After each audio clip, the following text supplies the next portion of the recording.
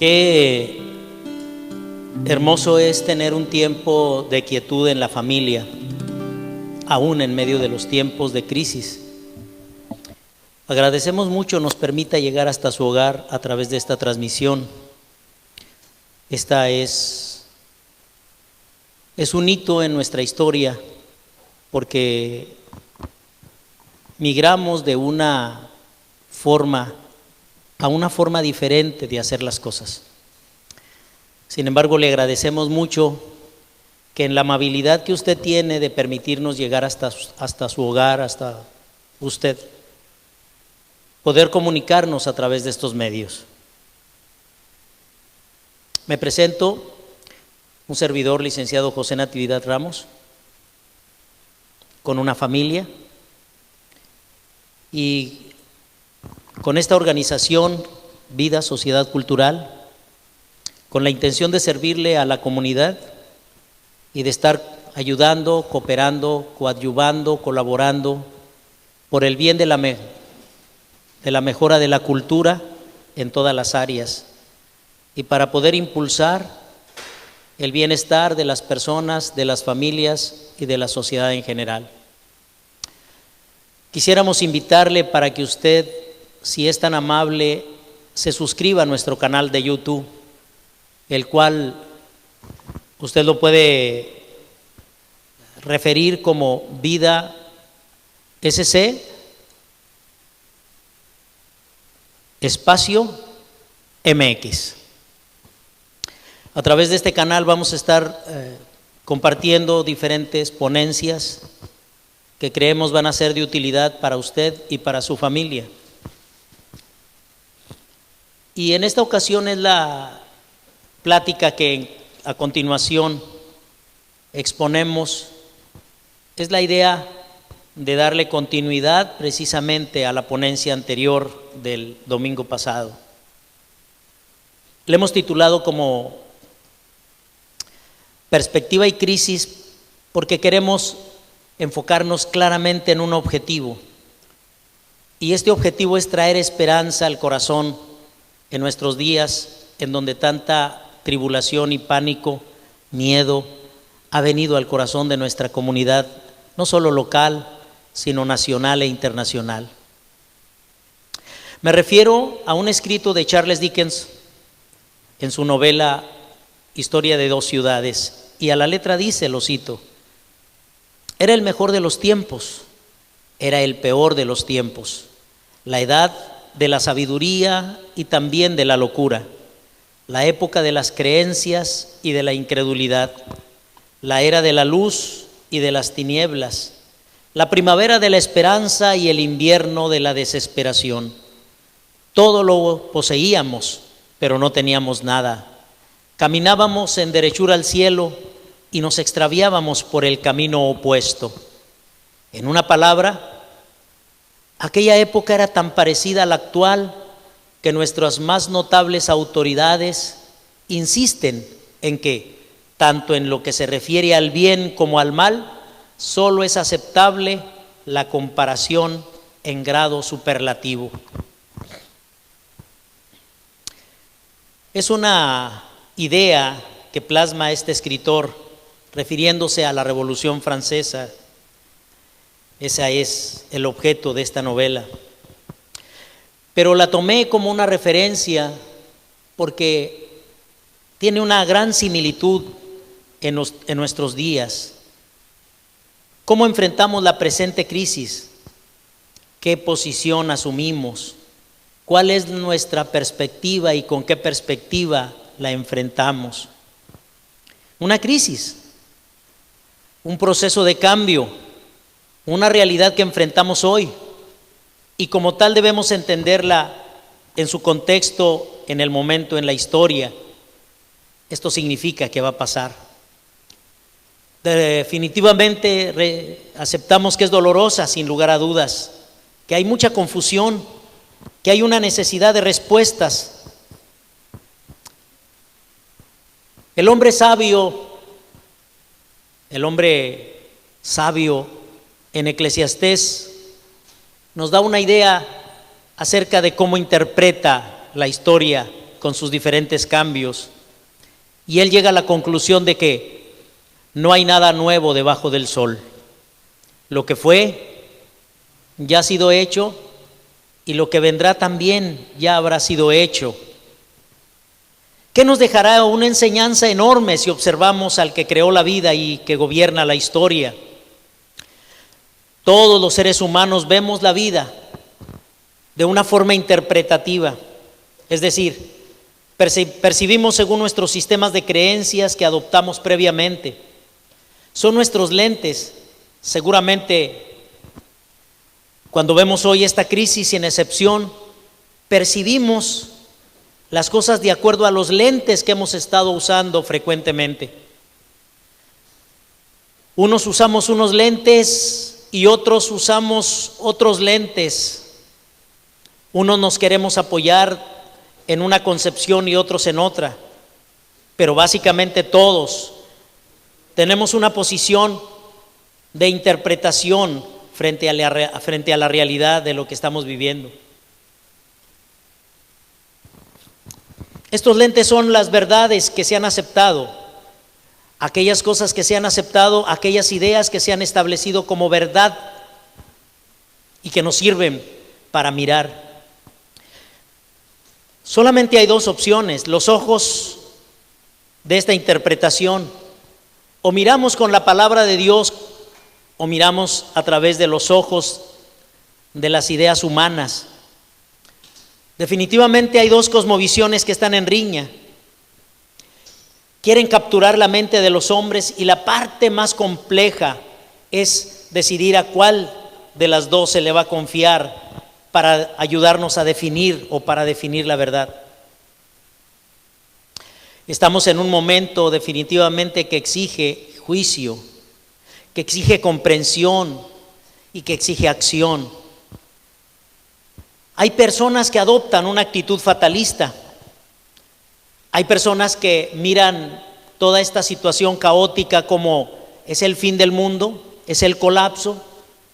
Dentro de los cristianos se preguntan, ¿es este el apocalipsis?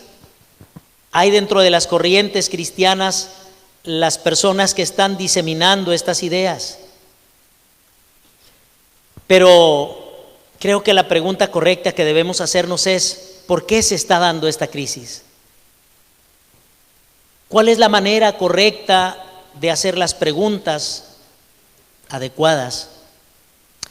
¿Y cuáles serían las respuestas más acertadas? La que nos tiene que contestar esto es la historia, porque la historia es la que nos dice cómo prepararnos, es la que nos dice cómo podemos encontrar y en dónde podemos encontrar respuestas a las ideas a las que les apostemos. ¿Quién o qué nos dice y en qué documento se nos dice qué es lo que está sucediendo? ¿Por qué está sucediendo lo que está sucediendo y qué es lo que podemos esperar después de esto? Amigo que me escuchas, el único documento que nos ofrece respuestas contundentes es la Biblia. El único documento que nos dice por qué estamos entrando a esta severa crisis de la humanidad y cómo se puede vivir en medio de ella, a través de ella y esperar los resultados que podemos obtener si nos mantenemos y permanecemos firmes y sólidamente arraigados en la palabra de Dios. Lo crítico es para aquellos que viven, que no tienen este fundamento porque están en una desesperanza. Creo que a esto obedece la mayor parte del pánico que a nivel de la comunidad se ha desatado. Esto es exactamente lo que nosotros observamos. Una desesperanza en las personas, una desesperación, un pánico, mucho de ello infundado. El documento en cuestión, la Biblia, ha sido menospreciada, despreciada por miles de millones de seres humanos. Se le ignora, se le desprecia, se le burla.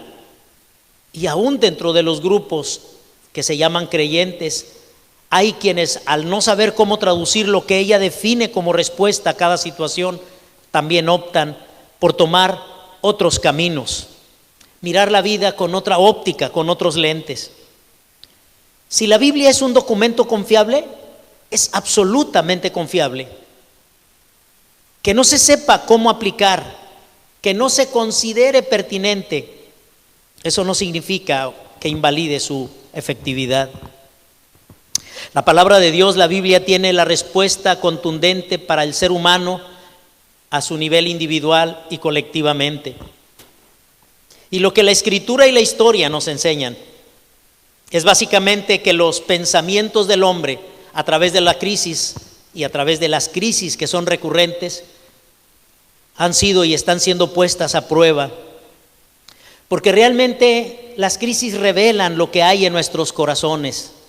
Somos lo que nuestros pensamientos son, lo que nuestro pensamiento tiene como sustento de la verdad. El Salmo 10:4 dice: el impío en la altivez de su rostro no busca a Dios, todo su pensamiento es: no hay Dios. Y Proverbios 23:7 dice: pues como piensa dentro de sí, así es él. ¿Qué es lo que está sucediendo en estas crisis? Esta crisis que estamos enfrentando, este proceso de cambio que está impactando todas las dimensiones de la vida humana, que está impactando naciones, aeropuertos, viajes, que está cambiando la manera de ver la vida, que está cambiando la manera de ver el proceso dinámico, el proceso y la dinámica social, los pensamientos humanos, los pensamientos del hombre. Las crisis manifiestan exactamente esa condición del pensamiento de las personas, lo que hay en ellos, porque la presión y la tensión de las crisis traen el cómo se va a actuar, va a resaltar, va a brotar lo que traemos en el corazón. Aquellas personas que tienen un conocimiento, aquellas personas que tienen un conocimiento y una fe puesta en esta palabra, siguen el mandamiento que está en Proverbios capítulo 3, en el versículo 5 al 7, que también se le atribuye a este hombre sabio llamado Salomón. Confía en el Señor con todo tu corazón y no te apoyes en tu propio entendimiento. Reconócele en todos tus caminos y Él enderezará tus sendas. No seas sabio a tus propios ojos. Teme al Señor y apártate del mal. ¿De dónde vienen las crisis entre los seres humanos? La mayoría de las crisis viene por esta supuesta inteligencia humana. Viene por apoyarse en juicios que han sido la base y el fundamento de cómo el hombre organiza su vida. La Biblia dice: no confíes en tu propia inteligencia. Porque el hombre, al tratar de definir cómo debe ser la vida, cómo deben ser las cosas, trae precisamente las situaciones a mayor problemática. No te apoyes en tus propias conclusiones. ¿Qué es lo que tú crees? ¿Por qué lo crees? ¿Y cuáles son las fuentes de tus pensamientos? ¿Hay algún pensamiento autónomo en los hombres? Nadie es autónomo de sus pensamientos. La mayoría de nosotros invertimos cantidad enorme de capital en una preparación para adquirir conocimientos que paradójicamente causan más destrucción a través de las ideas que se adquieren. Esto es lo que la historia nos está enseñando. No seas sabio en tu propia opinión. Es el exhorto que nos hace la palabra de Dios. La capacidad de comprender, la capacidad de adquirir un conocimiento y luego aplicarlo, a eso se le llama inteligencia. Bueno, la palabra de Dios dice: no seas inteligente en tu propia óptica. Esta mezcla de ambas, inteligencia y conocimiento, es lo que viene a traer como consecuencia el acto, la acción de los hombres, la acción de los inteligentes y de los sabios. Pero él dice que él desprecia la sabiduría de los sabios, porque cuando una persona desprecia la sabiduría de Dios, tiene la aplicación de una idea, tiene una ética y una aplicación de las cosas de una manera que trae consecuencias. Las ideas tienen consecuencias. Toda crisis es fruto de la confusión que tienen las personas en sus creencias en la mayoría de las ocasiones. ¿Qué es lo que creen? ¿Qué es lo que piensan? Y se llega a perder la confianza de lo que el futuro les depara porque se abren a voces extrañas, a voces que han sido la base de cómo hacer las cosas en la vida. Cada vez que hay crisis y cada vez que se presentan estos momentos en la historia de la humanidad, que no es nuevo, Charles Dickinson hace una referencia a la Revolución Francesa hace más de 300 años, y sin embargo pareciera describir la condición actual, una época de mucha confusión, una época de una sobreinformación, una época de información cruzada. En este tipo de épocas los menos aptos, los menos calificados toman la dirección en el mundo de la vida, en el mando de la vida. Esto es lo que la historia enseña. Dios nos dice en su palabra: confía en el Señor de todo tu corazón. La solución para enfrentar este pánico, para enfrentar este momento de crisis, implica confiarle a Dios de todo corazón y totalmente depender de lo que la palabra dice acerca de la vida. ¿Son evitables las crisis? No, es literalmente imposible evitar las crisis. Y curiosamente, cada vez que hay crisis es cuando la gente voltea a ver al cielo, porque los hombres demandan confianza, unos en ellos, y cuando se aplican sus ideas y se observa lo inestable de lo que es el hombre y la condición que produce, crea y produce desilusión. Querido amigo, créamelo, que el único que no decepciona es Dios. A Dios se le confía totalmente y continuamente en el transcurso del diario vivir y hasta el final de la vida y en la historia entera misma. No porque todo salga bien, sino porque sabemos a quién se le confía el control de la vida en su totalidad. Jesucristo en la cruz del Calvario, refiriéndose al Padre, dijo: perdónales porque no saben por qué me están crucificando. Realmente no es depender de las circunstancias, es depender del Dios que gobierna cualquier circunstancia. Por eso este proverbista nos dice: reconócelo en todos tus caminos. ¿Qué es lo que dice el documento? Esto es el planteamiento de las preguntas correctas. No es qué es lo que dice el hombre, sino qué dice Dios sobre esto. Porque una vez que capturas la mente de Dios, una vez que capturas las ideas de lo que Dios dice, independientemente de lo que el hombre afirme, una vez que tienes la certeza de lo que Dios afirma, entonces no tienes más incertidumbre, entonces no tienes más inseguridad, ni más temor, ni más terror. Aprender a tener temor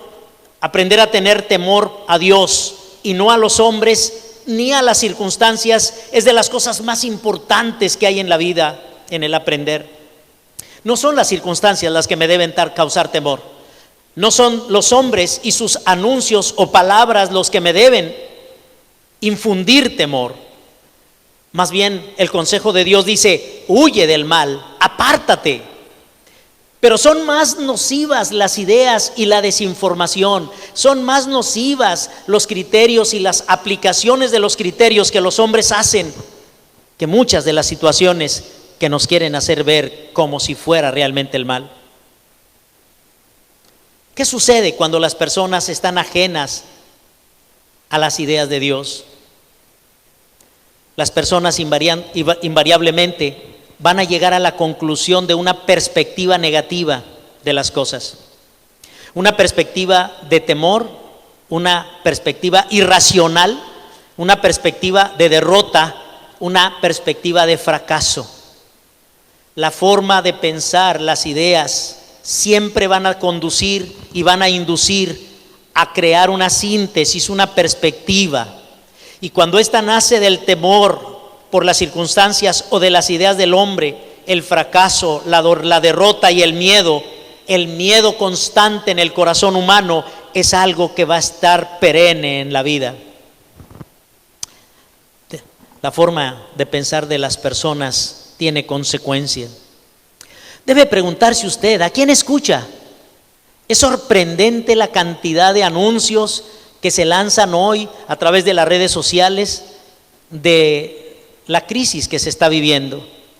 Unos hablan a favor, otros hablan en contra, otros atribuyen la idea a una conspiración mundial, a una guerra comercial, a un montón de situaciones, pero pocas personas están viendo al Dios que rige la historia. Pues pocas personas están viendo al Dios que gobierna la historia y al Dios que está permitiendo en su soberanía que pasemos por este proceso de cambio y de crisis.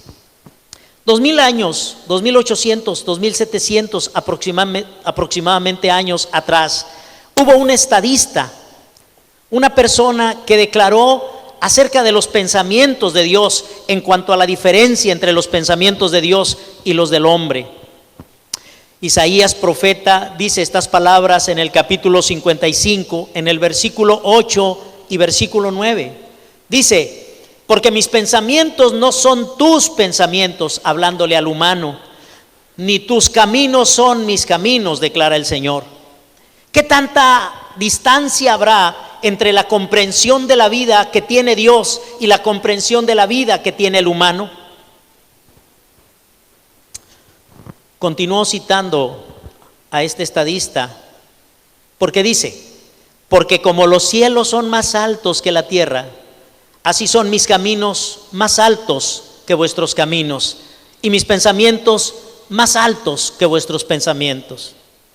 Basta mirar el conocimiento que se ha llegado a descubrir cuando miramos el diseño de las constelaciones, 100,000 millones de galaxias, sistemas planetarios, sistemas solares, miles de millones de galaxias que tienen un mensaje para el hombre en la tierra.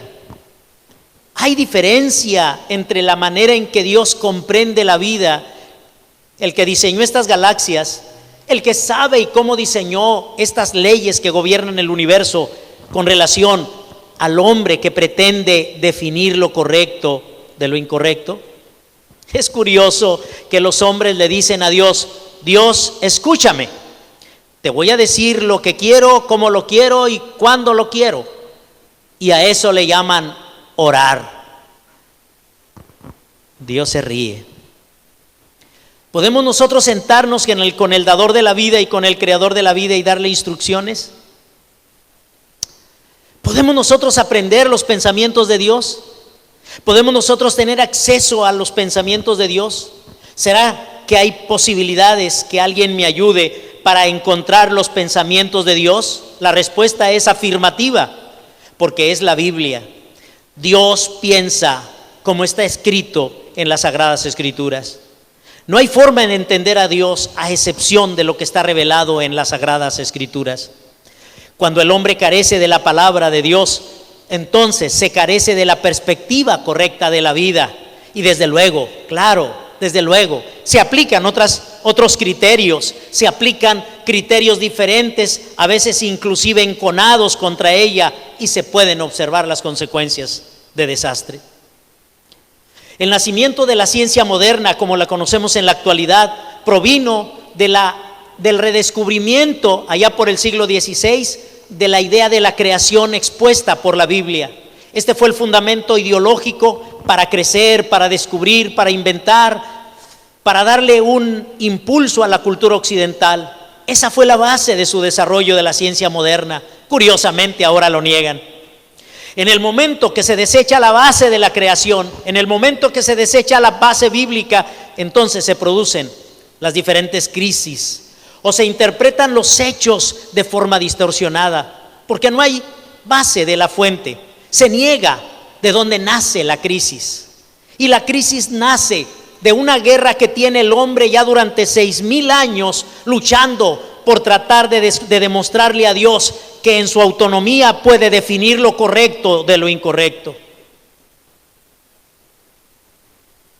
Muchas personas hoy en nuestra cultura pueden decir: yo no necesito a Dios para tener éxito. Tengo prosperidad material, tengo prosperidad económica. Es correcto. Sin embargo, No se necesita Dios para tener éxito material ni financiero. Es claro que si tú tienes ciertas disciplinas, te pueden llevar a un crecimiento material y financiero, pero al rechazar la ley moral de Dios te lleva a sembrar semillas de destrucción que inclusive van a derribar exactamente ese progreso y ese desarrollo cada vez que se rechazan los pensamientos de Dios. Es imposible sostenerse en un progreso sustentable cuando no se acepta que la vida está gobernada por alguien más grande que el ser humano, el creador de la vida. Solo Dios y solo Dios es el que tiene la capacidad de guiar al ser humano. ¿Qué pasa cuando los hombres se creen sabios? Los corintios, parte de la cultura griega, se creían muy inteligentes. Una de las cartas de uno de los líderes del primer siglo, Pablo, al escribirle a los de Corinto, donde había una cuna de desarrollo económico, social, donde había monumentos de desarrollo, escribe precisamente estas palabras. Porque está escrito, dice Dios: destruiré la sabiduría de los sabios y el entendimiento de los inteligentes desecharé. ¿Dónde está el sabio? ¿Dónde está el escriba? ¿Dónde está el polemista de este siglo? ¿No ha hecho Dios que la sabiduría de este mundo sea necedad? Porque ya que en la sabiduría de Dios el mundo no conoció a Dios, por medio de su propia sabiduría le agradó a Dios mediante la necedad de la predicación salvar a los que creen. Porque en verdad los judíos, los que tenían la Biblia, piden señales, y los griegos que tienen el concepto de sabiduría humana buscan sabiduría. Sin embargo, unos y otros tropezaron. Para los judíos tropiezo y para los gentiles necedad, locura. ¿Quién define la locura? Mas para los que han sido llamados, tanto judíos como griegos, Cristo es poder de Dios y es sabiduría de Dios. Porque la necedad de Dios es más sabia que los hombres y la debilidad de Dios es más fuerte que los hombres. La sabiduría de los hombres es lo que está creando esta crisis continuamente. ¿Quién define la locura? Cuando tú miras lo que Dios dice definido, separado de Dios, le llamas locura. Pero cuando Dios ve al hombre en cómo piensa y cómo organiza y cómo interpreta la vida, Dios dice, locura. Que nadie se engañe a sí mismo. Primera de Corintios 3, 18 al 20 dice que nadie se engañe a sí mismo. Si alguno de ustedes se cree sabio según este mundo, hágase necio a fin de llegar a ser sabio. Porque la sabiduría de este mundo es necedad ante Dios. Porque está escrito, Él prende a los sabios en su propia astucia, y también el Señor conoce los razonamientos de los sabios, los cuales son inútiles. ¿Qué es locura para Dios? ¿Cómo pretender entender la vida mejor que la entiende el que la creó y el que sustenta la vida? ¿Qué es lo que no hemos entendido? ¿Qué perspectiva frente a esta crisis debemos tener? Déjame reflexionar contigo en voz alta. La sabiduría de Dios es la única respuesta. El negar la sabiduría de Dios nos conduce a más destrucción. El siglo pasado, historiadores y filósofos llamándole el siglo de la mayor cantidad de sangre derramada, porque tuvimos la Primera y la Segunda Guerra Mundial, amén del Holocausto y otras cosas, fueron consecuencia de las ideas humanas que se establecieron como las verdades que gobernaron el pensamiento del hombre. Sin embargo, Dios, a pesar de todo, en cada desgracia y en cada crisis, siempre trae ideas de respuesta y de solución en su gracia y soberanía. Debemos observar, por lo tanto, que hay una sanción continua para las personas y para las naciones en la historia. Cada vez que se rechazan los pensamientos de Dios para las personas y para las naciones, cada vez que se rechazan las ideas de Dios, vienen sanciones y vienen consecuencias. ¿Qué pudiéramos decir, como lo decíamos en la plática anterior? Cada año, 42 millones de bebés, no mencionando las estadísticas en países totalitarios, 42 millones de abortos se realizan en el mundo anualmente.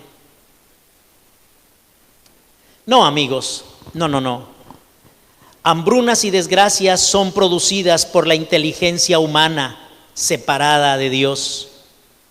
Cada vez que se cree que Dios está ausente y con los brazos cruzados, se ignora que Dios está juzgando, observando, sancionando e interviniendo para el bien de la humanidad. Si nosotros pudiéramos pensar en términos claros entre los pensamientos de Dios y los pensamientos del hombre, tendríamos que llegar a concluir definitivamente que no estamos solos en esta crisis, que tenemos que aprender de lo que está sucediendo, una oportunidad de oro, una oportunidad maravillosa para redescubrir muchas cosas, pero también el filo de lo peligroso, porque en cada situación, en cada crisis, hay una oportunidad de aprendizaje y de crecimiento, o hay un debacle y mayor esclavitud. En el siglo XX los hombres se organizaron y crearon la Organización de las Naciones Unidas. Al principio le llamaron la Liga de las Naciones. ¿Cuál era la finalidad?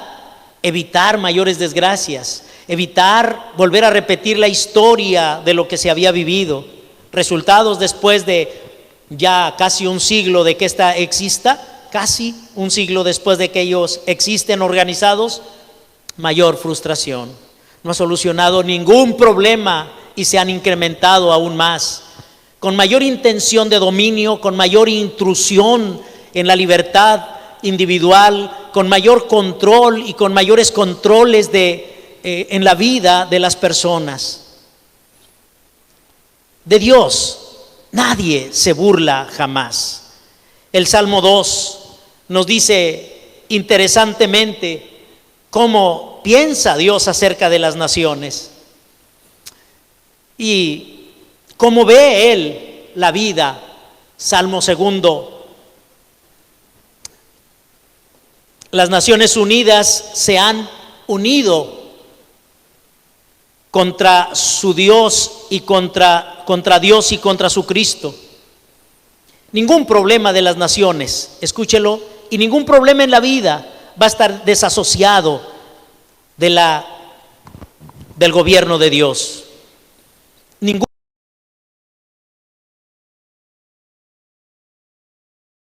fuera del gobierno de Dios. ¿Qué podemos redescubrir? Déjame decirte algunos temas que podemos redescubrir. Uno es que podemos redescubrir la libertad del individuo que tiene su origen en Dios, con Dios y por Dios y para Dios. Es la libertad individual centrada en la ética y la moral bíblica la que le va a traer al individuo una libertad en su pensamiento y una libertad de sus temores, de su ansiedad. Le va a dar respuestas completas en la perspectiva de su historia y de lo que viene. No hay algo más importante que la dignidad, la integridad y la libertad en las personas, y esto solo lo obtenemos cuando nos orientamos hacia el Creador. Que Dios quiere usar nuestras vidas, sí, que Dios quiere tomar y usar nuestras vidas en este momento de cambio y descubrir lo grande, lo enormemente poderoso que puede ser seres humanos libres, proactivos, para darle una solución a la problemática que la vida nos está presentando. Pero también déjame invitarte a redescubrir otra cosa muy poderosa, y es la organización civil. La organización civil. Hemos estado observando cómo las naciones en su estado, en el estado civil, han estado con tremendo quebranto y fracaso. Porque es la organización civil, es la sociedad civil la que tiene las respuestas más adecuadas y más competentes para enfrentar situaciones de esta naturaleza. Que se nos quiere hacer ver que el control estatal es la solución, o que el control en el Estado o el control concentrado en un gobierno es la solución para la problemática. Creo que esta es una oportunidad valiosa y de oro para poder redescubrir que podemos estar con nuestros vecinos, que podemos estar con nuestras familias, que podemos estar colaborando con nuestros seres cercanos para ayudar, para servir, para proponer, para traer soluciones en el entorno inmediato. ¿Qué más podemos descubrir? Podemos descubrir el poder también de un cristianismo descentralizado a través de las casas, a través de las colonias, la vida de oración en el hogar, la vida de oración como familias y el poder volver nuestros rostros a Dios. El altar familiar como un altar preponderantemente cristocéntrico, donde podemos tener una demanda continua en la vida de oración para tener soluciones y para tener una respuesta de parte de Dios. ¿Por qué se han unido las naciones contra Dios y contra su Cristo? Me gusta mucho esa expresión que dice: el Señor se reirá de ellas, los quebrará como con vara de hierro.